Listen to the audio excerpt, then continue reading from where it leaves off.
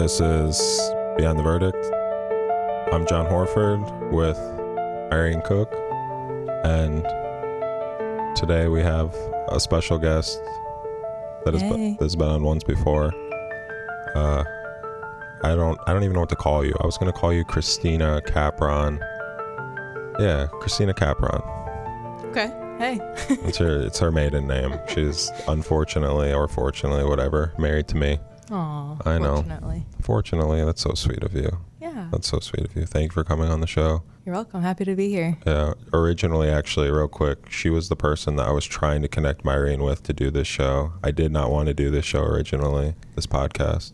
Not me. I wanted the podcast to exist. I just thought you two would be way better. No. Way better. No. Because you actually have a passion for this type of stuff. You watch this stuff all the time. Your Consumption. Your grandma's almost 90, and she calls you to talk about murders, people who are getting genetic. killed. Exactly. Yeah. So it's in your blood.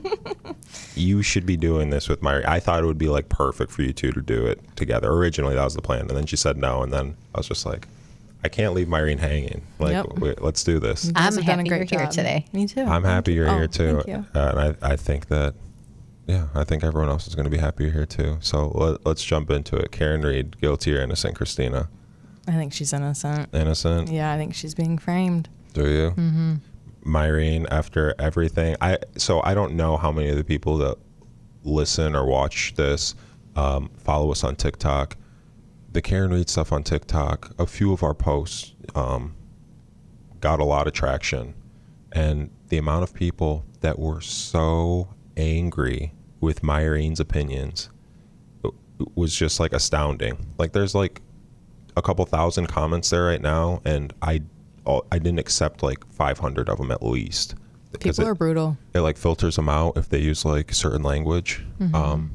And people were so angry. Myrene, did that change your mind at all, or? That doesn't change my Did mind. They bully you into supporting Karen Reed? I'm not easily bullied by anyone. Oh, that's good. But Jesus Christ. let me say this.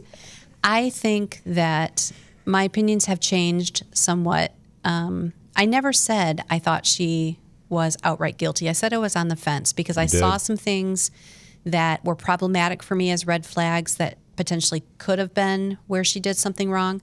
But I also saw a lot of things on the other side of it where I had questions about reasonable doubt. And that's really what it comes down to.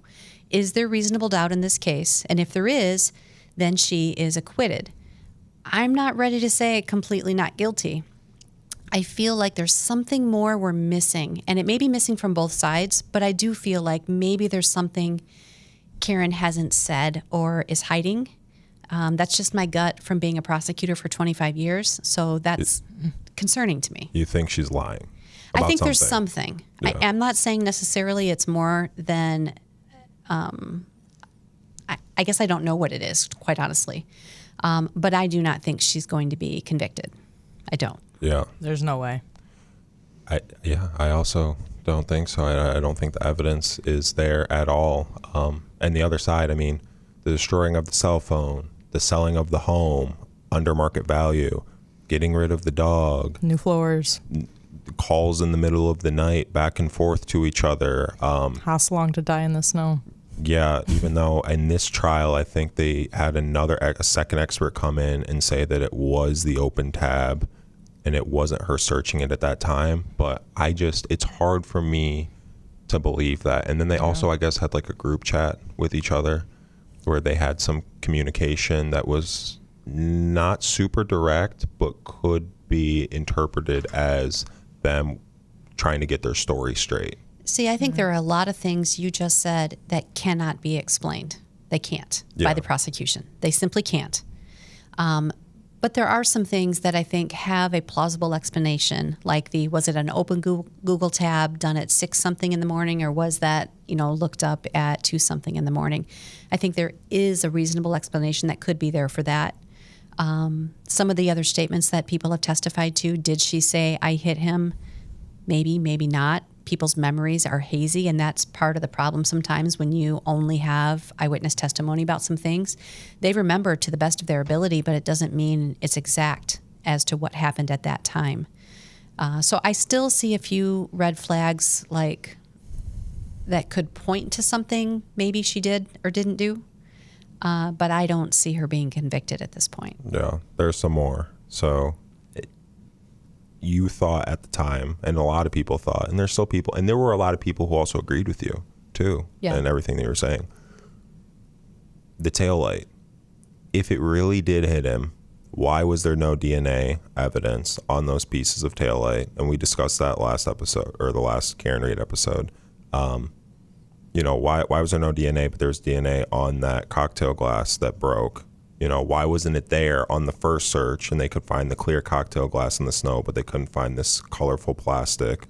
And then another issue that a ton of people were reaching out about was the black box data, and just it showing, I guess it's not time stamped, so you don't know like when the actual time is. But, and people brought up a good point, to go 0 to 24 in reverse Crazy. is like really, really, really, really hard to do.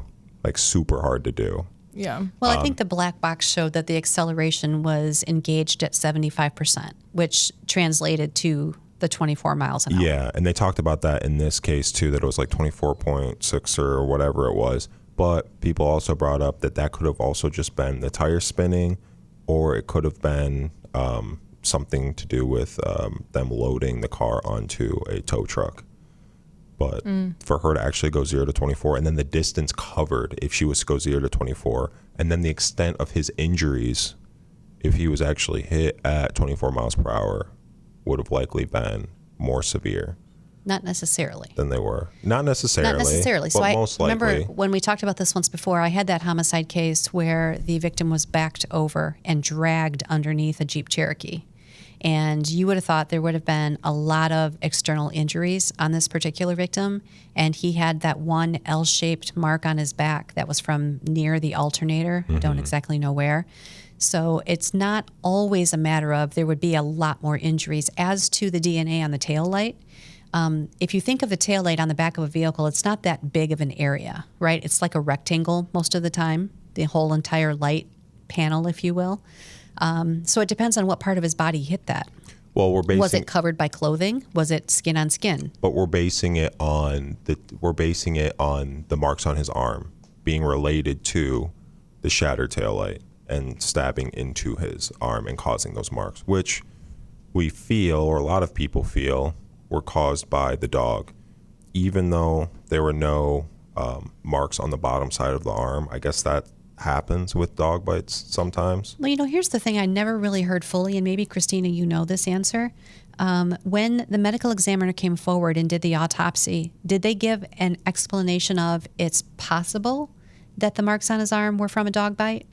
Because generally sure. They can give some indication of something. They can't always say, yes, this is what it was, but they can say it's not consistent with a dog bite, or it is consistent with a dog bite. I thought they said it was consistent with a dog bite. I don't remember that. That's why I'm asking. Okay, yeah. I thought that they said that it likely, or it could be a dog bite. What about But they didn't find DNA, dog DNA, which is why I thought it might be scratches instead somehow, because they found pig DNA.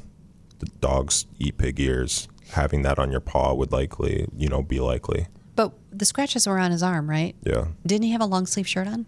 He might have. I don't know. I mean, it's easy to roll those They could up. bite through that.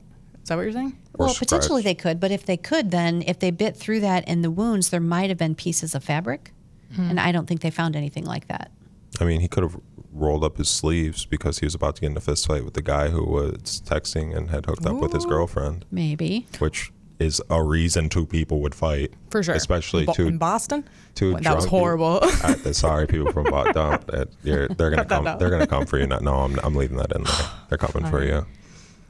Yeah, I mean, that's a reason why two people would fight, especially if you're drunk. Wasn't there something in the last week, though? I know they adjourned one day because they said it was unavoidable circumstances, and that allegedly was where Karen was sick. But I thought there was something else where they adjourned so that both sides would have the opportunity to look at newly discovered evidence that each one had that the other hadn't seen. Is that familiar to you? I didn't see that, no. Okay. But I haven't been paying that close of attention. All I saw was a new video of Brian Higgins at the police station going back and forth to a bunch of cars, and he testified that he was moving cars for snowplow trucks, but he doesn't move any of the cars. He just goes back and forth, grabs a bag, and then leaves in one. So he's lying again. Yeah, and that was at 1:30 in the morning, time stamped, I guess. Yeah, and he was drunk. It was the same night? Yeah, Same night. 1:30 in the morning. Yeah. Yeah, super shady. Crazy. And Well, they wouldn't have put her Jeep outside. That would have been inside, right? it wasn't her car. I don't think. She was already gone. Yeah, she was at home. She was at John's Yeah.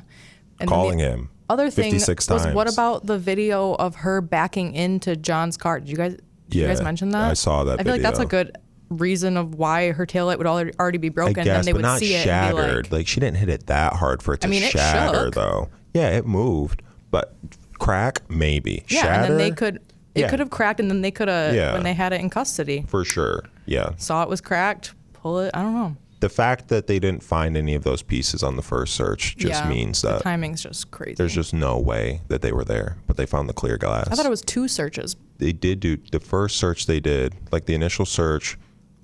When they got there, Camp PD got there, and they put the blood in the cups and the solo cups. and Allegedly. They put the blood in the solo cups. And then they collected the glass pieces from the broken cocktail glass. And then the CERT team came later.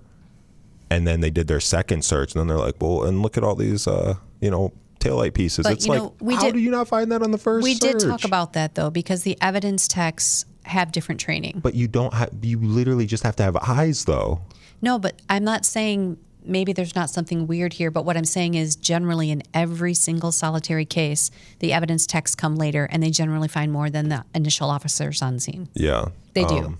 Yeah. That's a fact. Yeah. And Now, in also, this case, is there something else going on? Maybe, but Yeah. I'm just saying that is a fact. isn't it weird that Brian Albert didn't come out of his house? So weird. So weird. You're a first responder. Your Someone friend, needs CPR potentially. Not someone. Your Yeah. friend Yeah. is outside of the house, and you don't go out and you say, "Oh, because I didn't want to interfere." Bullshit. You might be dying. What do you mean? Aren't you like Bullshit. obligated as a first responder? You should be.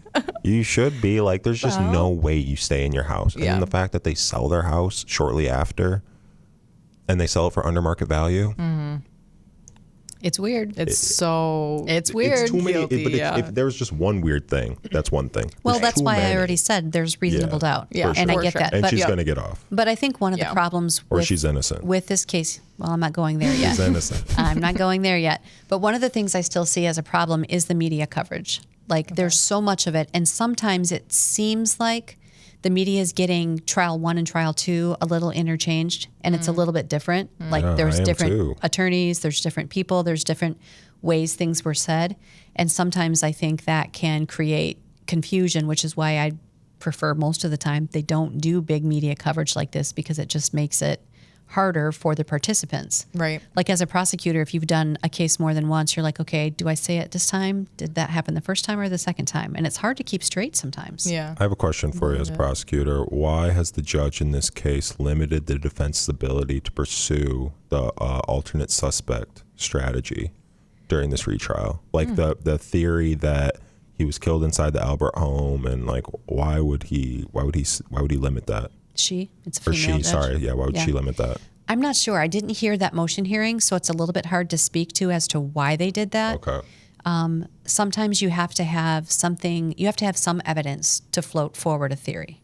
And I don't know what she's limited or why. So it's really hard to say why she would have put a hold on it. Why wouldn't they search the house?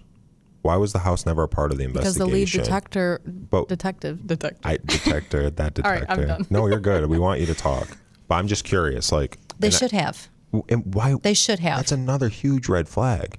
Why would they not have searched the house? I'm agreeing with you. I know you. You don't have to argue. I'm I know that's shocked. weird for you. I'm shocked. I'm just so used to Myrene just, They should putting have me searched down. the house, because if nothing had happened inside the house, that would have been their reason to say, hey, look, we searched it. We found Right, nothing. right. Clear it, yeah. That would have been a way to clear it all out. And then there wouldn't be this doubt about, was there something in the house? Was there a problem with the floor?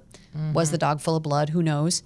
Well, we don't know because they got rid of the dog. Right, but that's not what we're talking about. We're talking about, should they have searched the house? And the answer is yes, they should have. So because they didn't do that, why can't that theory be a part of this investigation or this second trial? I think they can point out the missteps that the law enforcement didn't do. They should be able to cross-examine on that. So if you're the detective, why didn't you get a search warrant for that home? Why didn't you get consent from the homeowner to search that home? They can do that and float out argument, but I need more information as to what the judge said and why. So they can't go into detail. They can't be like, oh, well, you were fighting with, Brian, or you were fighting with Colin, because then that's the other theory, is that he got into a fight with Colin. son? Yeah. Yeah. Who had bloody knuckles that night? He did have something wrong with his knuckles. I remember Absolutely. that. So, from beating up John O'Keefe. Maybe. Is And then it the true? dog attacked. Louise would do that. I couldn't find any evidence. Maybe it's because I just didn't do a good enough job searching, because whatever. I need to be better at investigating. I couldn't find any details related to this theory that people were saying in the comments on TikTok about Colin going over to the house of John O'Keefe while he was on vacation with Karen, and saying he is going to beat the shit out of him.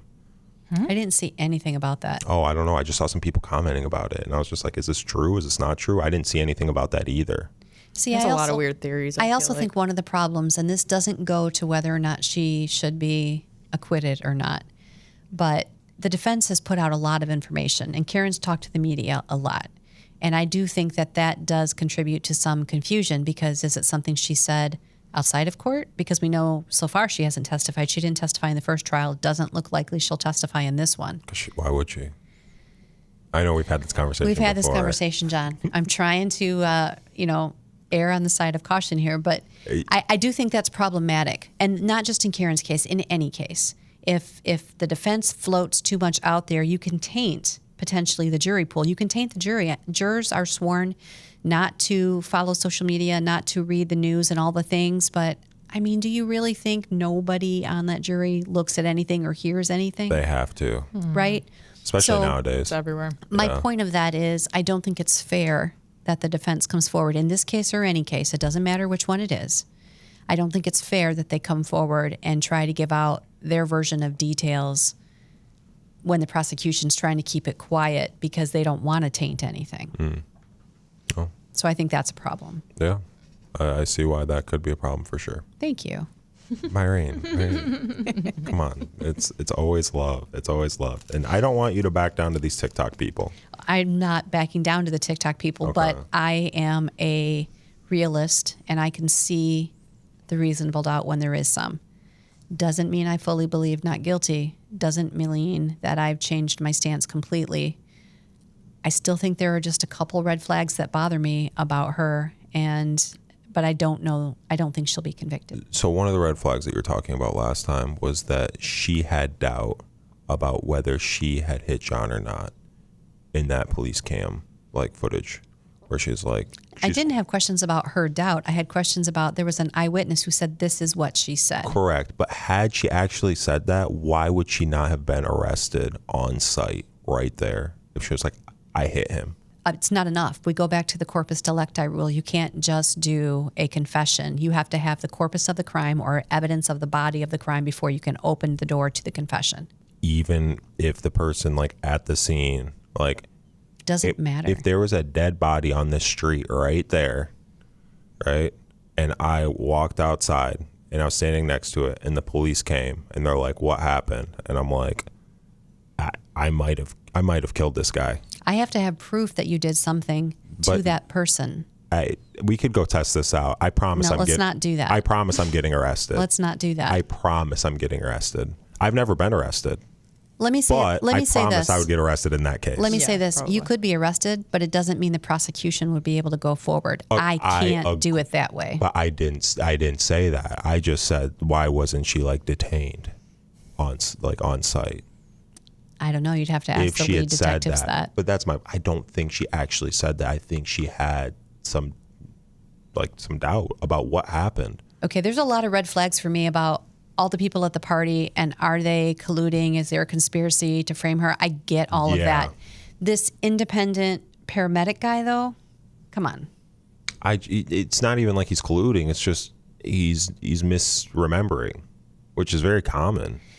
It is common to misremember some things. It's common for him to misremember, did she say it 2 or 3 times? It's common to misremember, was it the left foot or the right foot? It's not necessarily common to remember a specific phrase that he seemed to wait. He seemed genuinely to say, I remember hearing this. Did I hit him? I hit him. Did I hit him? I hit him. Pretty easy to get that like mixed up or to think one is the other. I think that I disagree. There's only one word. It's a one-word difference. I disagree. I didn't think we were going to agree on everything. No, but we're a little more in the middle of the road than we were before. Hey, I know. And you admitted that I had won last time. I've never been more excited in my life. I didn't admit you won. You kind of did at the end of the episode. You tried to put the words in my mouth and I didn't say it. But, I mean, now you're kind of admitting that, you're more, it's okay. I'm not admitting you won. I'm admitting that there are too many red flags for me and that creates too much reasonable doubt. That's the same thing. John, if you need me to say it, fine. No, it's okay. You already said it. In my mind. Do you think there's I'm more? Sorry, Christine. I deal with this. I'm going to break in. Do you think there's more red flags for Karen Reed or for the? I think there are more red flags in the investigation and how it was conducted. Yeah, I do, which creates the reasonable doubt for me. Right. But there are a few things that stick out to me that go, it's plausible. Yeah. On the other side of it. But I don't think those few things will overcome the mountain of reasonable doubt based on the investigation that was faulty. Right. So fair. I think that's fair. Fair. What else about this case? Obviously, the second trial's ongoing, but no, there was testimony by the snowplow driver who was a very independent source, and I cannot remember. Did either of you see that? He had said that he did not see anything. Yeah. In the Albert's yard. Like 2:30, 3 o'clock in the morning, something like that. Yeah. Can't remember the exact time. Yeah. Yeah, but he said that was an interesting testimony. Yeah, but we talked about that actually in the last episode. And I think it depends, if I'm plowing straight forward, I'm going to look a little bit left, a little bit right, make sure I'm in the right areas. Don't they also have huge headlights too? They do, but they also have the huge, I don't know what kind of plow it was, but most of the time they have the really big plow pieces. So if there's something low to the ground on the ground and that plow piece may cover it, it may obstruct the view. Mm-hmm. I don't know. I think he was telling the truth of what he remembered. He sounded It's interesting that honest. If Higgins and Albert and that whole crew did kill him or their son killed him or whatever and they threw him outside, it's interesting that they wouldn't put him in the road.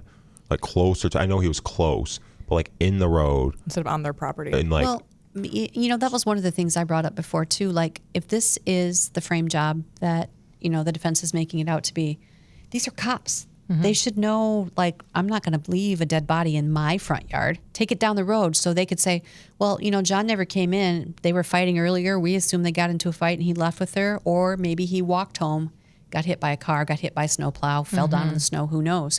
Why put him in the front yard? Maybe they also just didn't want to be seen with the body, and it was easy enough for them to just drop him there and then to come up with that story that he was hit by a plow or whatever, and then Karen gives him a reason. If he was in the house, it would have been real easy to back up an SUV to that front door, load him in the back, go down the road. But then you have evidence of someone in your car that shouldn't be in your car, and they're also bleeding. And nobody did a search warrant on the house. You think they were going to do it on their cars? They didn't know that at the time, though. They're probably like, oh, thank God we have friends, and we got away with them not searching the house. So they probably at the time thought that they would get a search warrant for the cars. Well, but if they got rid of all that other evidence, they could have laid a blanket down, got rid of that at the military base too. Yep. See? Oh, look at her! Look at her TikTok. She's redeeming herself. Yeah. No, I guess they could have. You can throw anything away at a military base. It's just a really weird case because I think, no one wants to believe that police are going to frame somebody. No one wants to believe that a girlfriend would do this, but yet John is still dead.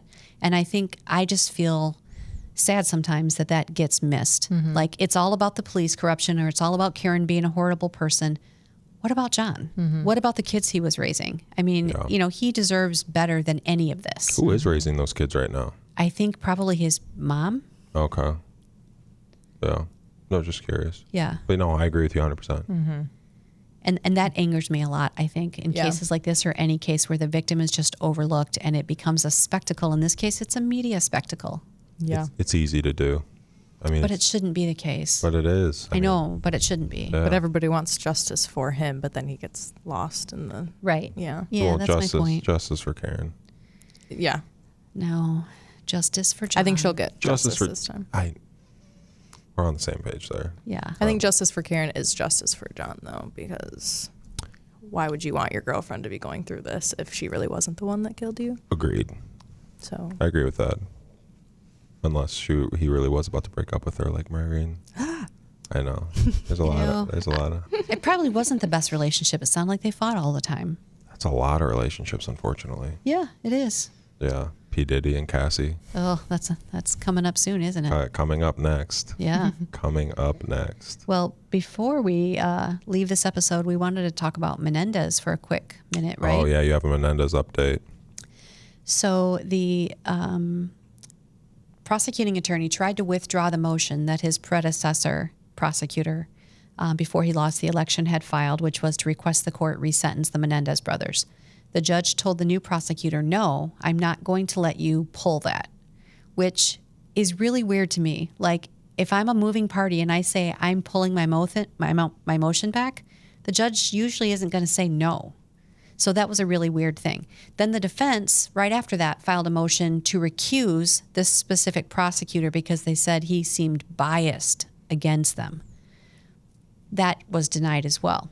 But just recently this week, the judge came forward and did change or amend their sentence from life without the possibility of parole to 50 years to life, which means under current California law, they are currently eligible for parole.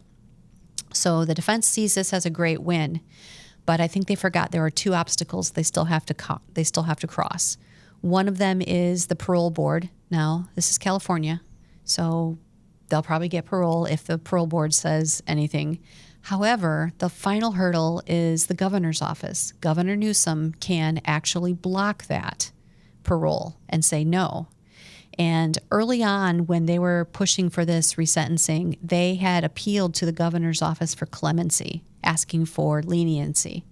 And the governor had ordered psychological exams for both Lyle and Eric Menéndez. And those have not been made public. However, the prosecutor wanted the last hearing on this resentencing decision adjourned so the judge would have the ability to read those psychologicals, because apparently there was information in there that led the prosecutor to believe that they shouldn't be released. Now, unfortunately, we don't know what that is, what it contained, or any of the details. But they're probably negative. It seemed like there were some things that were negative to the Menéndez brothers. will that ever be public? I don't know, maybe, but not until the decisions are made for appeal and the governor's decision. So I think the governor's decision is going to come down to what helps his presidential. His presidential run. He's 100% running for president. Yeah. 100%. And again, that's not what should factor in. It Right. should be the best interest of the case. It's not, but let's be realistic. But Oh, for so sure, far, 100%. so far, he has been not on the side of releasing them. He hasn't been. Yeah. So if that changes, then we'd know. But I do think, Christina, to your point, I think if the governor decides not to release, I think he'll make portions of that public for what he basically hung his hat on and said, these are the reasons why. And I think he'll say those. Mm-hmm. So that will be interesting. Yeah, that will be. But, you know, I go back to the very beginning, and when they were convicted, the jury had a sentencing phase, and the jury had the choice to say they felt the penalty should be death, or they felt the penalty should be life without the possibility of parole. That jury gave them that benefit of the doubt based on their abuse claims and all of the other things that they talked about. And I just find it problematic as a prosecutor that that decision now is being overturned by a judge who wasn't involved with the trial, didn't go through all of the things that the jury heard, and that was the jury's choice. I don't always agree with juries. I think sometimes we have cases that seem like a slam to me. There's all the evidence ever. Casey Anthony. Yeah, and then they come back not guilty. Or in other cases, you're like, well, I see both sides, and they come back guilty. And so that can be very difficult, But in this case, I don't like the idea that this judge is overturning what the jury decided based on the same evidence they heard at the time. Now, if there was a lot more new evidence, maybe. Yeah, but it's a weird precedent to set, but obviously it's been set somewhere else. I mean, this isn't like the first time someone's done this, I'm assuming. No, it's not. But, if you liken it to other cases in California, should Manson and his followers be let out way earlier than some of them were based on same arguments? I don't think anybody would have wanted the Manson family out of prison early. Some people would have. Well, these TikTok people. Don't not. inflame them. That's not nice. No, there's great people that's on just TikTok. the one case I could come up with an example of. No one's going to want Manson out, right? Yeah. Yeah. But what if a judge later came back and said, I think Charlie served enough time. I'm going to let him out. I mean, and Manson could also, we should talk about the Manson family, but Manson could also say that he was abused. He was physically and sexually abused. Well, yeah, but I feel like running a cult is a little. But he went through like severe abuse, like I feel like as a child and growing up. So, I mean, he could claim that that's one of the reasons. But of course, it's not like he just murdered like a family member. He was murdering. It's not like he murdered the people that he's claiming, Abused him. Yes, abused him. Right. He murdered just like random people. Who knows how many people they actually murdered? Right. Well, the ones that they were convicted of, he wasn't actually at. Correct. He got people to murder them, of course. Yes, but still. I think that abuse excuse, and that's what's been used in the media, I think that could have applied to the young female followers of Manson early on. Oh, yeah, I'm sure. Right? But it was so incredibly brutal. But then again, so was Menéndez.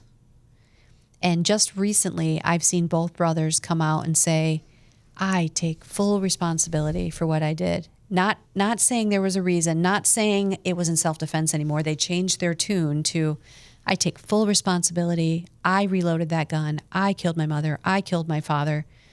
Do they mean it? It would be great if they did, or are they saying it because now that's what they have to say? I'm always skeptical. They might mean always it. am. If anything's going to set you straight, it's going to be decades in prison. That sounds worse than anything. But they haven't set it up until now when they actually had a shot to get out. That's what bothers me. Well, maybe they've tried to say it before, but they just didn't have the platform. I mean, I feel like they've had platform after platform to talk. I'm not sure. I mean, there's all those recorded conversations with Lyle and reporters and authors and all of the things. They've done documentaries while in prison. They've had a platform. Well, maybe you're right here. Yeah. Say it again. He freezes. Oh my God. If you have any questions, we would love to hear from you. Wait, are we done with this episode? Is there anything else you want to add? No. We can edit this part out. No, we can keep this part in too. We could. Anything else about Karen Read? Anything else about the Menéndez brothers? Keep your comments coming related to Karen Read. We're still getting lots of messages and comments. We tried to hit on most of the points. If there are other points that you think we're missing, please feel free to share those points on Instagram, TikTok, YouTube. We're posting YouTube shorts now. Facebook seems to be a popular place to watch our videos, surprisingly. There's a lot of people on there that are watching and commenting. We probably need more Facebook action. The majority of people that are watching our podcast are women over 35. So that's our audience. I think they like that genre. They I like think to they know about do. criminal things. I think they do. Clearly. Yeah. Yes. Yeah. This is perfect. Okay. But, keep in mind, I think a lot of times when we present all these cases, John and I spar just a little bit. Sometimes he teases me about being sassy. What? But we go back and forth on purpose. We do. And I find it humorous when he calls me sassy. Not mean, not nasty in any way, shape, or form. I know you were getting slammed for picking on me. Two people I know were like, you might come off a smidge misogynistic when you call her sassy. And I was like, that's literally the term that she uses. And I'm just saying it back to her. I think sometimes we both play a little bit devil's advocate. Well, what about this or what about that? You did that a lot in the OJ case. And it just drove me nuts. Me? Yeah, you. Just a touch. We got to keep it interesting. So you did it during Casey Anthony too. We got to keep it interesting. Right. We're trying our best. If there are other cases though you want us to talk about, let us know. Different kinds of cases or other topics. I think we would like to know what you'd like to hear. Yep. You can find us wherever you listen to podcasts. Thanks for listening. Thank you.